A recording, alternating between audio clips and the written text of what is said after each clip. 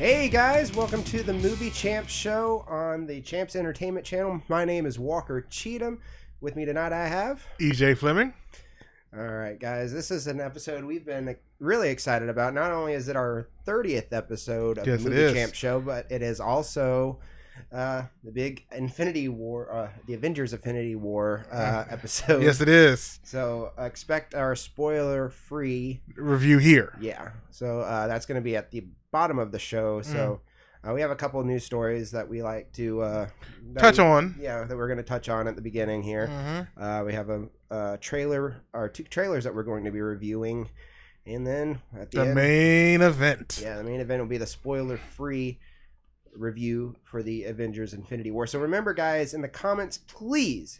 No spoilers. Yes, no spoilers. You're going to be moderating it as best you can. So we will not hesitate to block anybody that tries to spoil it for any of the other viewers of this episode.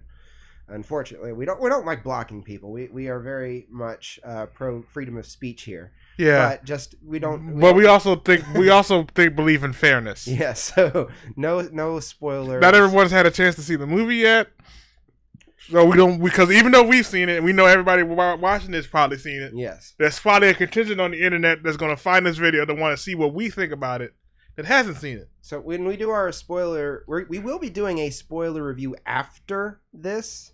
It's going to be separate from the Movie Champ Show. We definitely encourage you to talk as much about the movie as you want to in that comment section. So do know that we will be discussing this, and we definitely want to hear from you guys, your thoughts, when we get to that video later on.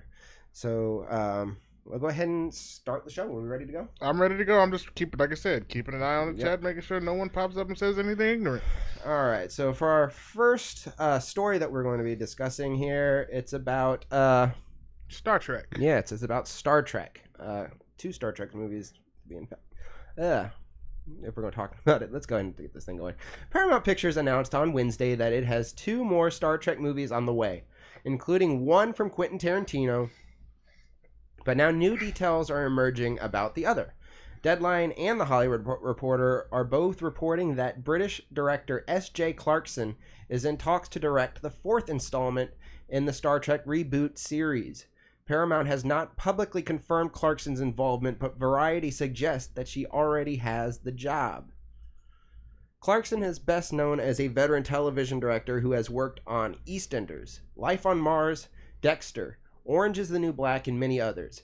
She has superhero credibility too, having directed the first two episodes of both Marvel's Jessica Jones and The Defenders. Clarkson would be the first female director at the helm of a Star Trek movie.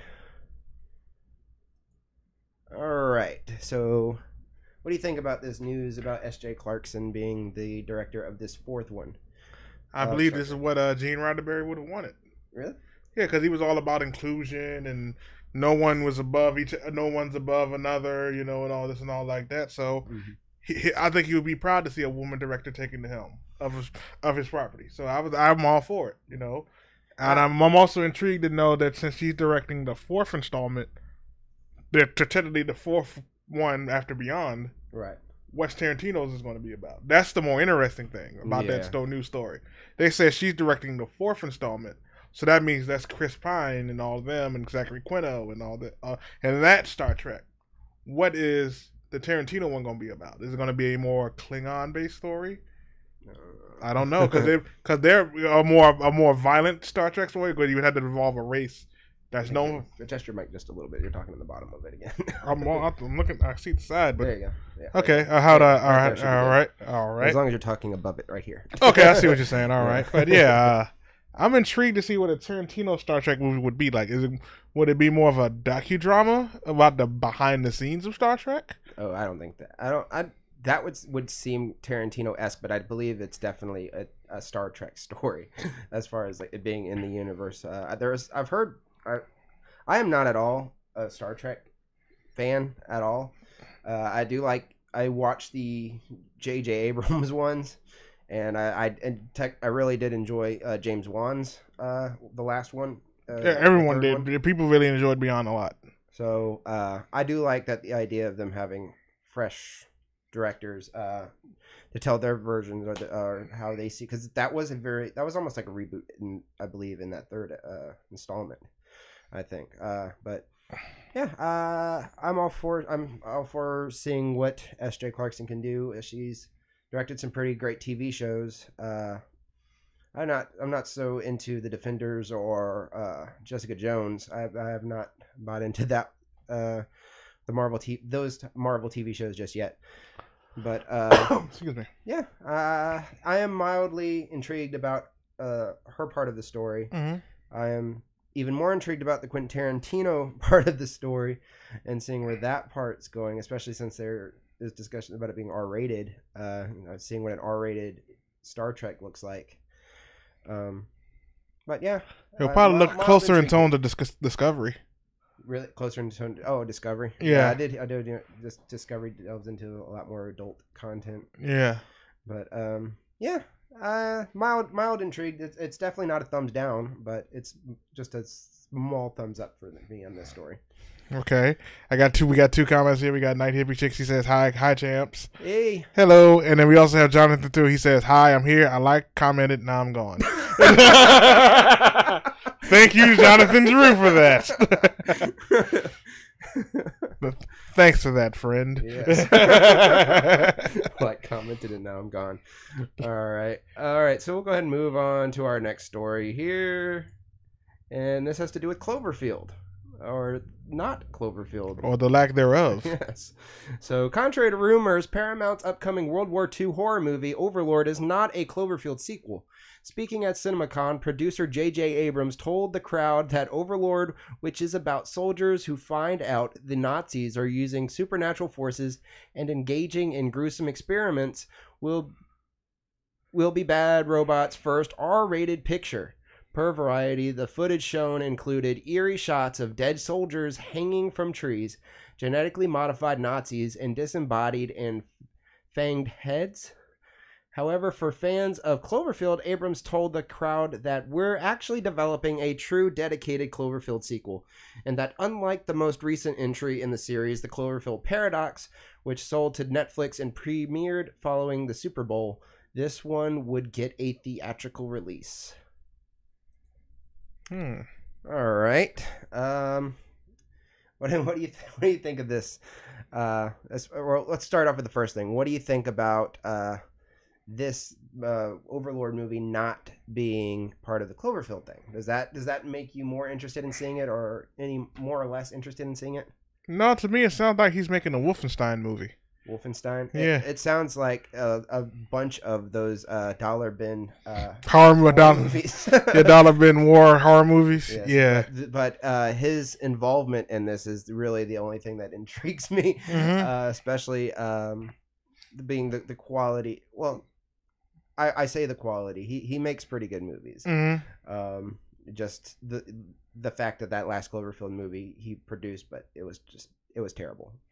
But now that it's not attached to the Cloverfield universe, that's nothing now. It probably frees the movie up a little bit from expectation now. Yeah. So I'm intrigued by the premise. I would not have been intrigued by the premise had this said like what's that really bad knockoff movie studio, the Asylum. If it said Asylum Pictures, then no, I would not be intrigued. I would not be intrigued by it at all, because it does sound like something Asylum would throw out there.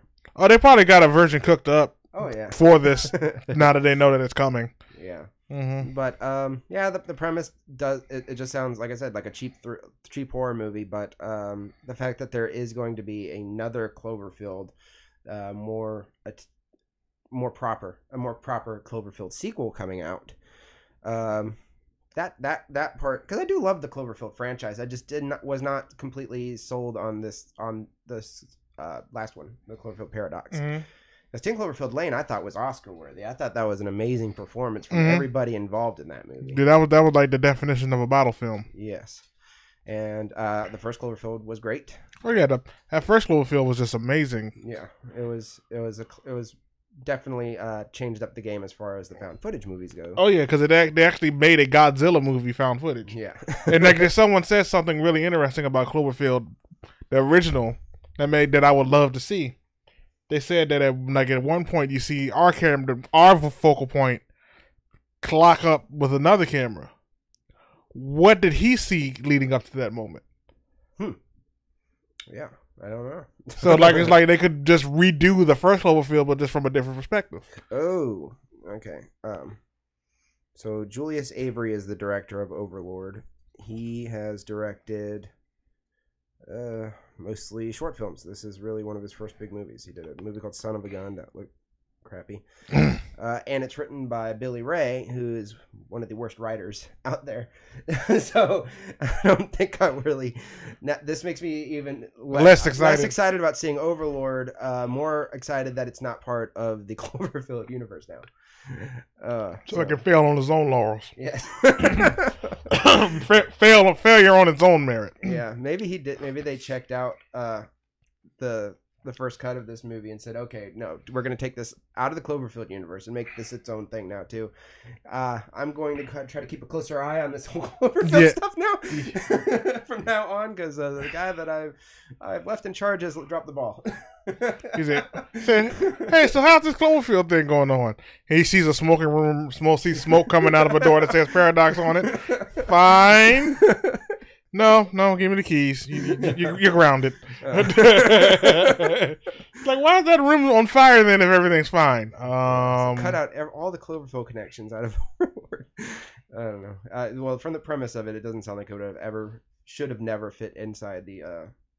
It shouldn't have. It shouldn't have fit inside the Cloverfield universe anyway. Mm-hmm. Yeah, okay. So that's enough of that. We'll go ahead and move on to our trailer reviews. Mm-hmm. And our first trailer that we're going to be reviewing was the Kin trailer. Chased by a vengeful criminal, the feds and a gang of otherworldly soldiers, a recently released ex-con and his adopted teenage brother, are forced to go on the run with a weapon of mysterious origin as their only protection. Kin is expected to hit theaters nationwide on August 31st, 2018. So I watched this one earlier this week, but you just watched it before the episode. Like literally 10 minutes before the show. Yeah, 10 minutes before the show. I told you how impressed I was by this trailer. Anyway, I'm impressed too. And you're impressed also. So this was actually produced by one of the producers anyway, Sean Levy, who produces like Stranger Things and Arrival. Yeah, Arrival, stuff like that. So it's got some pretty good, impressive talent as far as the producing. And this is actually first-time directors. They're brothers, the Bakers, I believe, not the Duffer brothers, the Baker brothers. I keep trying to tell myself. So the Baker brothers, this is their first feature-length film. They've done a couple short films and stuff like that. I haven't seen any of them yet, but so this is their first feature, big studio movie, and it looks really good. It does look good. It looks really good. James Franco is playing what appears to be a gang villain. Mm-hmm. Or gang leader / villain for this movie, and it just has a mix of that indie feel, also with just a really good blend of sci-fi, kind of. It feels a slight movie that I really liked. Yeah, it feels like as though they took like a standard crime drama, and then crossed it with like I'm trying to think of the closest video game or movie. It has that throwback, that '80s throwback to it, which is something that you can expect seem to be that from Sean Levy now. Mm-hmm. He might be doing a lot of these 80s throwbacks, which I'm fine with. I like. I thought it was cool. The cool little nod to a boy, like a boy finds him. This is like the boy and his alien kind of movie, except the alien is a gun. Yeah. And the older brother, I swore I was going to remember the guy's name, but there appears from this trailer he has a secret. I don't know what the secret. If the secret is just his involvement with this gang, or because you can tell from the trailer that he owes this gang money or something. He owes this gang something, which I'm assuming is money. Yeah, but that is not. I don't think that's the secret. Yeah, I'm not sure that's the secret either. And Dennis Quaid is in here playing the dad of these two boys. Jack Rayner. Jack Rayner is. Mm-hmm. I'm good in a couple movies. I'm very intrigued by this. It looks good. Yeah. It looks really good. And Zoe Kravitz looks good in this movie too. Mm-hmm. So yeah, this one. If you guys have not checked out the Kin, that's Kin. trailer, check that out because it looks really good. It does look good. It's got the Stranger Things vibes mixed with some neat sci-fi and 80s throwback. Mm-hmm. So yeah, I'm down to check it out. Yeah, I'm giving 2 thumbs up from that trailer. If we were doing, I don't know why we're not doing thumbs up. I'm not doing the graphic, but I'm doing thumbs up. Okay. 2 physical thumbs up now. Yeah. All right. And then Roger Ebert people gonna knock on the door. Oh crap! Okay, just 1 thumbs up. 1 thumb between the 2 of us. 1 thumbs up, and then a legal thumb off screen. Yeah. one off screen. All right. So Venom is. Oh, I mixed up. There we go.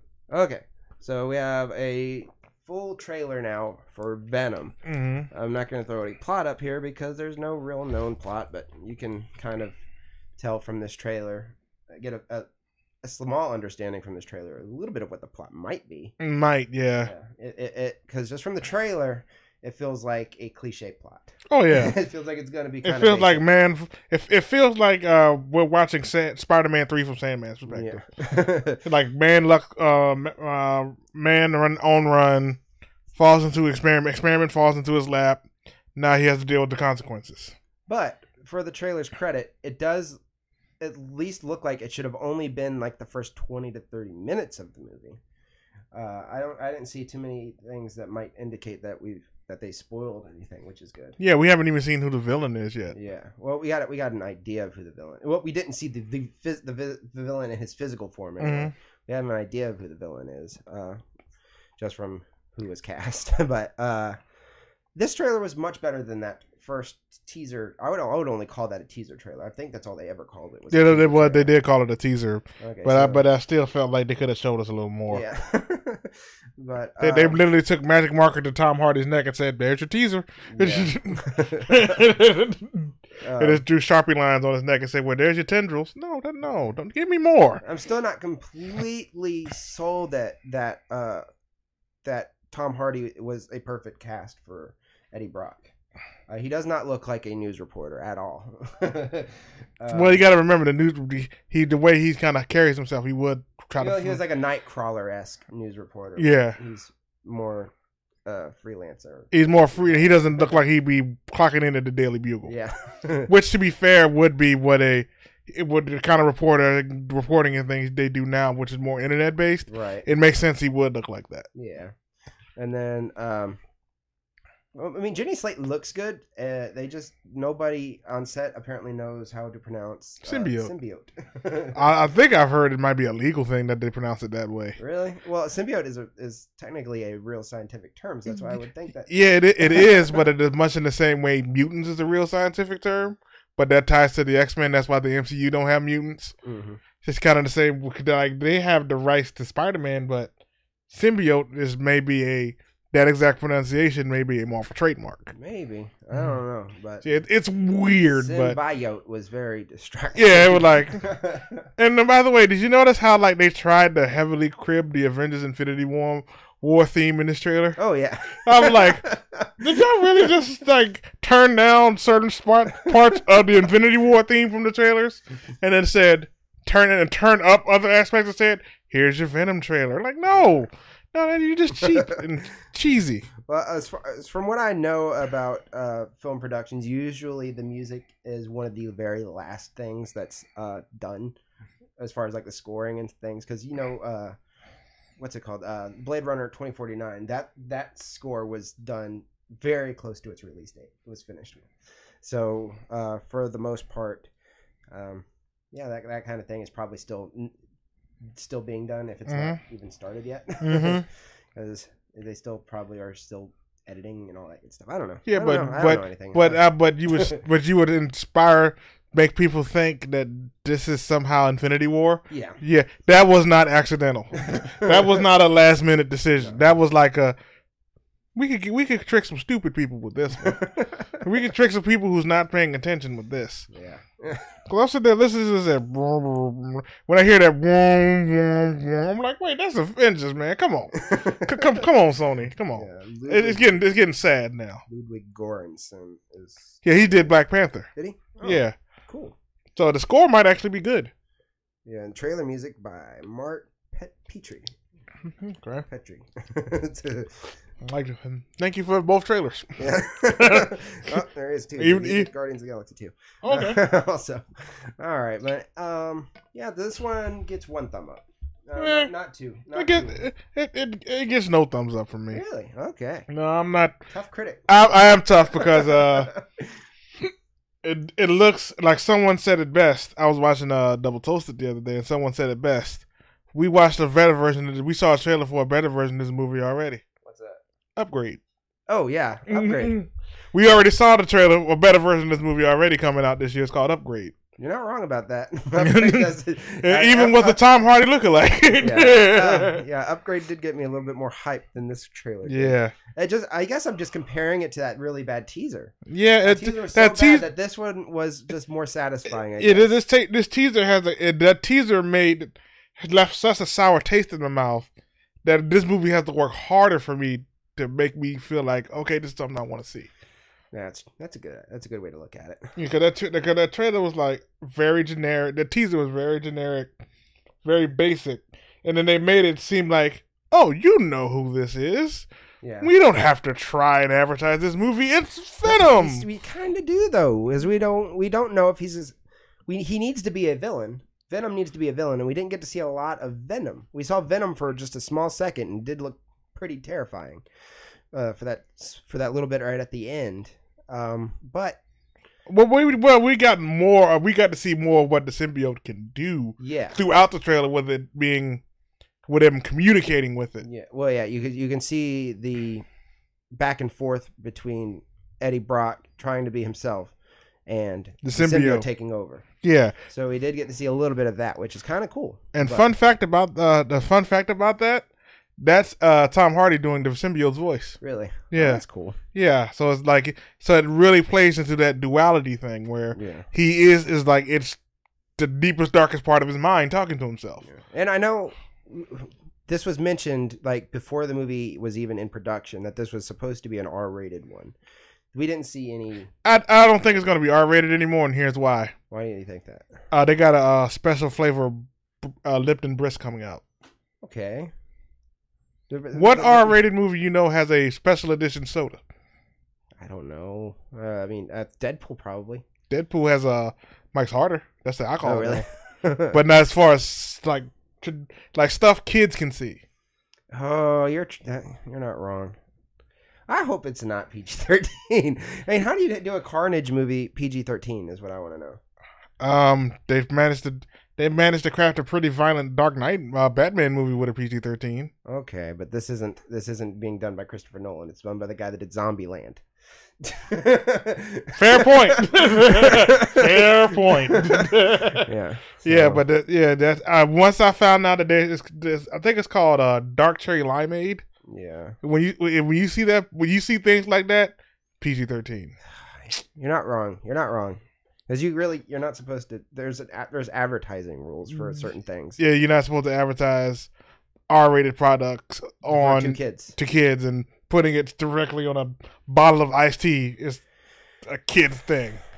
So I'm sorry I ruined that for you, but yeah, I can actually pull up the label for it if you want. I saw it already. When you told me, I remembered. Yeah, because that was how people first got their glimpse of Venom. Yeah, through that label. But I didn't think about the advertising aspects of it just at that time. Yeah. Well, all right. It's kind of a bummer now. Yeah, it's kind of like for example. Now. I finally want to take my thumb back. Go ahead. We're still talking about it. All right, so thumbs down if this ends up being PG-13. Yeah, because because it's the same principle as like Call of Duty, for example. There's some T-rated Call of Duty games in the franchise, so they can legally make toys. Even though the last few ones have all been M-rated. There are some T-rated Call of Duty games, so therefore they can just say, "Oh, we're only advertising the content from the T-rated ones," or like for example, RoboCop and Aliens. Mm-hmm. Alien vs Predator was PG-13. Therefore, these are aliens featured in the PG-13 movie. The fact that I knew this and that I haven't thought about why there's so many advantages to the PG-13 rating now for marketing purposes. I didn't even think about it until, even though I knew it, but never thought about it until just now. It's like see the thing about the Marvel Studios thing, they don't have to try those kind of tricks. They just like I remember when Iron Man first came out, they had like Iron Man Dr. Peppers and whatnot. Yeah, and then Iron Man 2, they had the AC/DC album. Like they learned that if we just make a good movie, we don't really need any gimmicks or tricks to sell this thing. Right. We just make a good movie and people come out.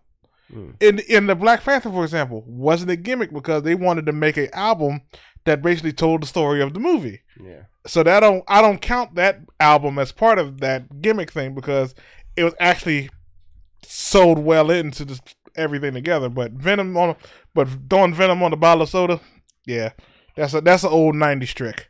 Yeah. See, well, a lot of people think about the PG-13 rating just being about just getting people, teenagers and young people, into a theater. They don't think about the fact that there's advertising laws. You can drop Venom in a McDonald's commercial or Burger King commercial or whoever you decide. Like they might bring back that Black Whopper now because or a Black Taco or something, or Symbiote Taco, a Simba Taco. You can have that one, Taco. I want my credit, Taco Bell, if you do make that. I just remember Amy Pascal really talking up how with the success of Deadpool and stuff like that this was supposed to be R-rated, but they may have backpedaled because there's a lot of backpedaling after the initial announcement of Deadpool. And then of Venom. And then they also announced that it's going to be part of the MCU. Kevin Feige looked at her like, really? Yeah. Is it? No. So we don't know what this Venom movie is going to be, but I'm not too excited for it. After I see Ant-Man and the Wasp in July, I might be done with comic book movies for the year. I know I have to see Venom and I know I have to see Aquaman, but I'm not really looking forward to those last two. Okay. Yeah. Well, anyways. Hot take. Man, fatigue is a real thing. No, not fatigue. Just bad movies. Yeah, I heard that there was some footage for Aquaman that was released over at CinemaCon that was kind of well received. But it's footage though, so it's not the movie. Footage isn't the movie. There's probably a lot of footage from. There was probably footage from CinemaCon that could have passed. Yeah, that probably passed really well. But then you want to put you could take for example, I make a burger, and I just give you a piece of the actual patty. You say, "Oh, this is good," but then I go and then I say, "Well, when I put the full one together, I put like peanut butter, onions." Like barbecue sauce, stuff that don't mix well together. They say, okay, now eat this burger. Yeah. No, that's not the same burger I had a taste of. Okay. All right. So if we had time limits on segments, we definitely went past on that. Oh, yeah, we did. Yeah, okay. But it was fun to talk about. So let's go ahead and move to our very last segment and a big one that I'm really excited about. And that is the Avengers Infinity War movie review. Spoiler free, by the way, in case you haven't been paying attention here. All right, so Iron Man, Thor, the Hulk, and the rest of the Avengers unite to battle their most powerful enemy yet, the evil Thanos. On a mission to collect all 6 Infinity Stones, Thanos plans to use the artifacts to inflict his twisted will on reality. The fate of the planet and existence itself has never been more uncertain, as everything the Avengers have fought for has led up to this moment. Okay, so the way that we do these things, you start. Okay, so we just summarized it. All right, so you go ahead and do your thing, and tell me what your thoughts about the movie were. As soon as it was done, I wanted to see it again. Okay, so we are trying to be as spoiler free as possible. So we're really going to just talk about the stuff around the movie. We're gonna try to talk around the movie as best we can. Yes. And then when we get into the spoiler thing, we're gonna gush like So talk about like fanboys. We'll talk about the technical stuff, the cinematography, the music, the special effects, effects, acting, how the movie was paced, things like that. Yeah. And I wanted to see it again right at that moment, but then Movie Pass told me I couldn't. Okay. We're not here to trash Movie Pass. I'm not trashing Movie Pass. I'm just saying. I'm not freaking out. I'm just saying. But anyway, but seriously though, on a technical note, that movie was on a non-spoilery note. That movie was amazing. The story beats, the character interactions, the surprise appearance. I was like, I'm glad I went and saw all 18 of these because I understood everything that happened. Yes. For me, this is probably my favorite MCU movie yet. This was amazing. The Russo brothers did a great job. They outdid themselves in Civil War. Yeah, the best of my favorite parts about this movie was that whenever there would be like a change, to say we go from a story with Tony Stark and Iron Man. And then we change to the Guardians because we already know the Guardians are in this movie. Yeah, when we change to the Guardians, I don't want to give that part away, but it feels like a Guardians movie. Well, as soon as we got to the Guardians, because the James Gunn came in and wrote their dialogue. Yeah, well, that and there's a part that makes this feel like a Guardians movie. As soon as we switch to that scene, yeah, there's a part, and he had specific input on that part too, which is really cool. Yes, yes. I'm trying not. I don't want to even spoil that part away for you guys. There's just changing to that scene.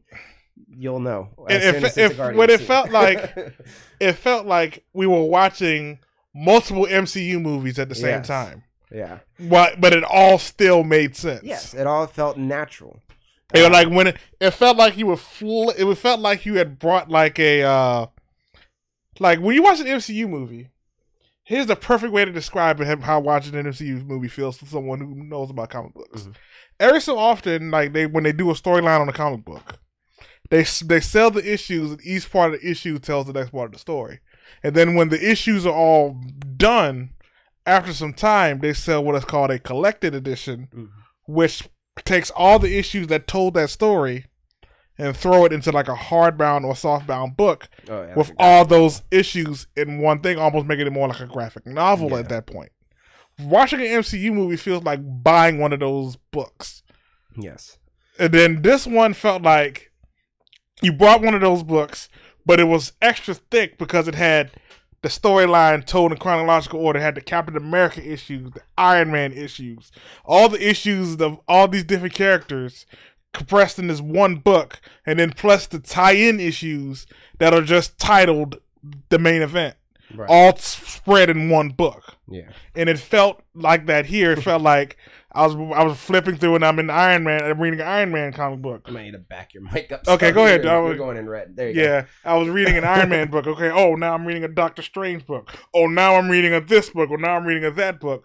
But it still kept the flow of the story. Mm-hmm. And that was like, as a comic book fan, I was like, thank you for recreating that for me in all these movies, and especially here. Yes. If you've been watching our MCU review videos that we were doing, or that we've been doing, the Phase 1 and Phase 2, I've mentioned my disdain for the director Joss Whedon. I have not made it any secret that I'm not a huge fan of his as far as his directing style. And this did not feel Whedon-esque to me. This one definitely felt like a Russo brothers cinematic masterpiece, really. Yeah, it felt like a story. It felt like a story was being told. Yes, this felt like a story was being told, and I don't think anybody else could have done this big of a project like that without. I'm surprised that they're still alive, that they didn't get overwhelmed with anything. This was so much to fit into such a big movie. But one advantage that this movie had, they didn't have to do character introductions. Right. They didn't have to introduce anybody to the audience. You just had to show them what their status quo is at that point. Yes. So this movie would never be able to stand on its own. That one, not at all. No, not at all.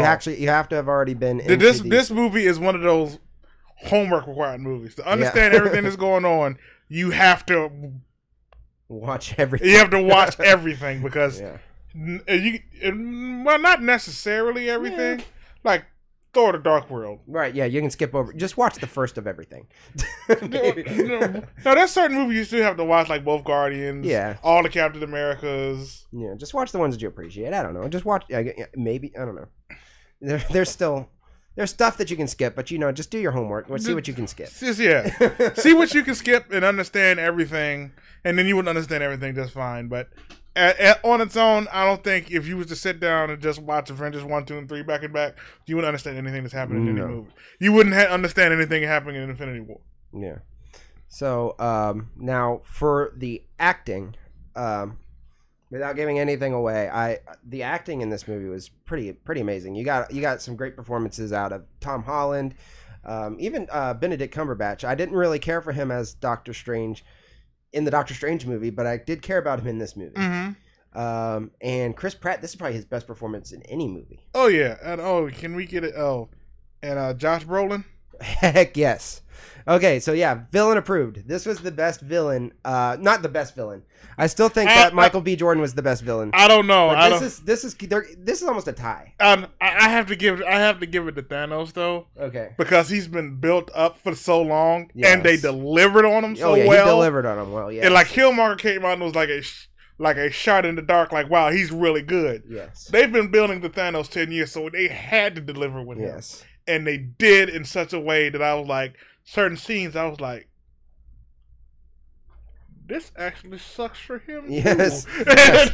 So yeah, that was it was at the fact that I actually felt something for a man who wanted to do what he wanted to do. The one thing that made me so terrified back like just a few years ago was, how am I ever going to think of a CGI monster as anything threatening?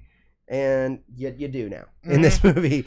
Because they made him human. They gave him so much life, and so much of that is to the people that designed him, and to Josh Brolin. Josh Brolin's performance in this was so good. Yes, this was like a very human performance. Yeah, it was like yeah, he was CGI, but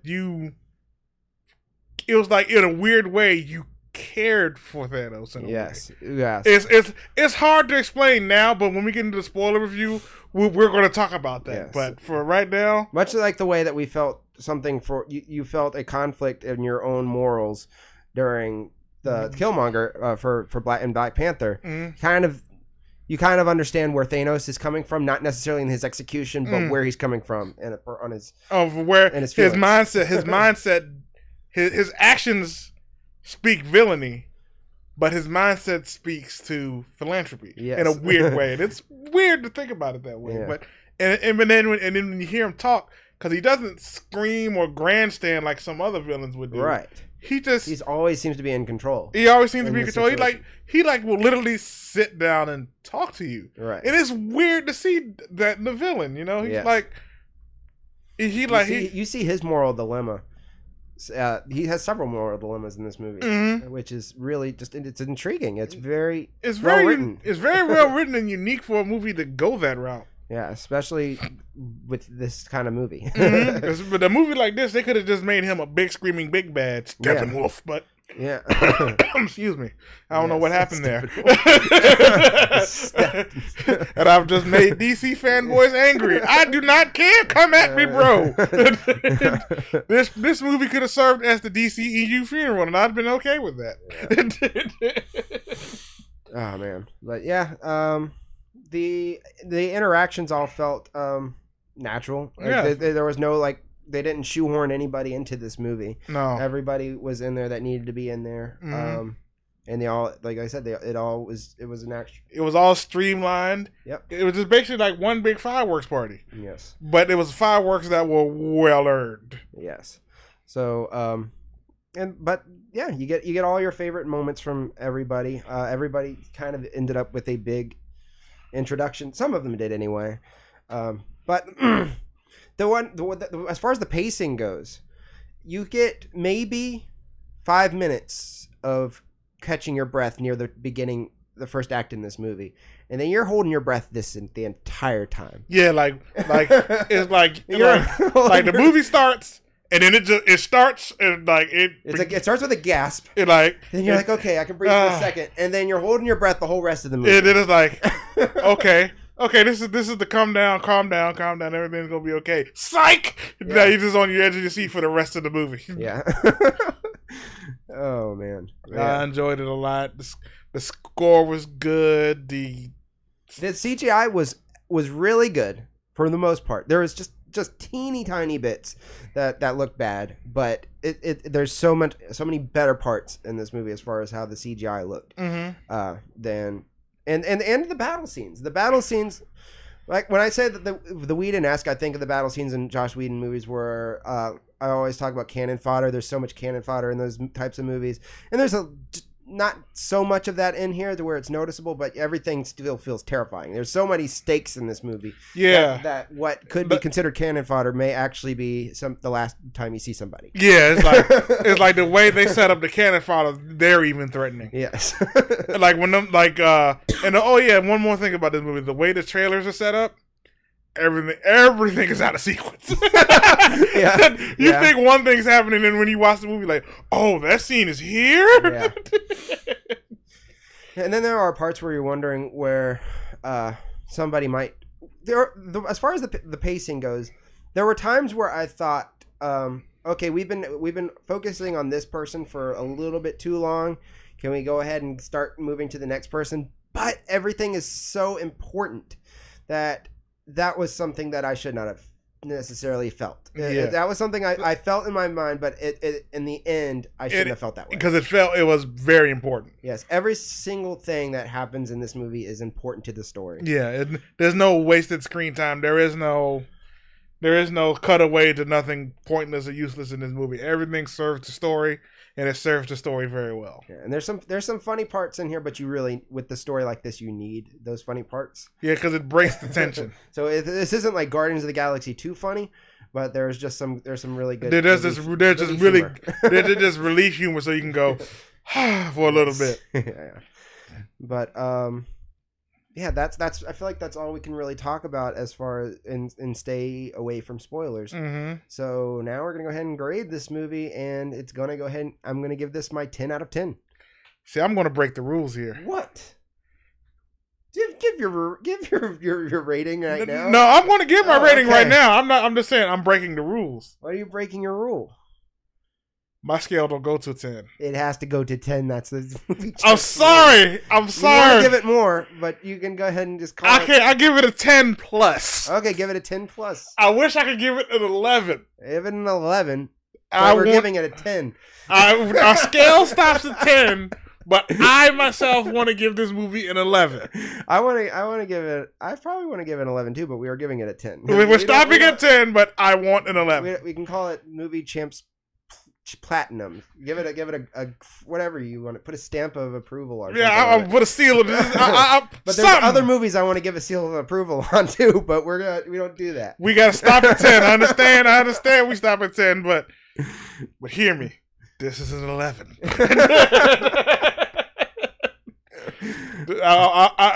If it had a bar on the side for my review, I would have broken it and put it at 11 and not cared. The wiring would have been, the scale would have, the graph would have freaked out and I would have walked away. But 10 it is. All right, guys. This has been the Movie Champ Show, episode 30. My name is Zakary Cheatham. You can find me at the social medias right here and in the description. You got EJ Flemming here. You can find me in the same descriptions. All right, guys. And thank you guys for watching this episode of the Movie Champ Show. Make sure you check out last week's episode and also check out our most recent movie review. And make sure you subscribe and like this video. And we will see you guys next time.